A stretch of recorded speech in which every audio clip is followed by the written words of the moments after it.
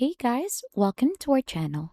In today's video, we'll learn how to turn on Proxy in CapCut PC. So this is how you can enable or disable the CapCut proxy.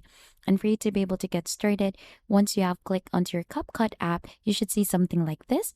And here onto the upper right corner of the screen, you could see the settings icon. Simply click onto that and click onto settings again so that it should open the settings of your device.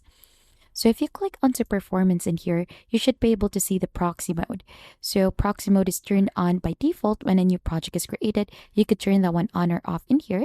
You could also choose the proxy location and the proxy size of your device. So you could go ahead and click onto save for that.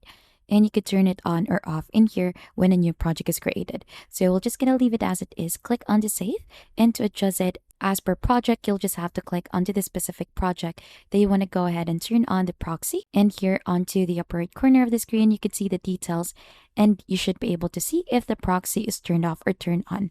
So as of the moment onto this specific project, it is currently turned off. So for us to be able to turn this one on, you'll just have to modify that.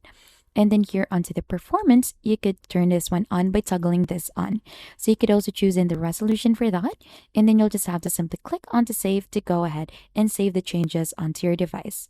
And that is just basically it onto how to turn on Proxy in CapCut PC.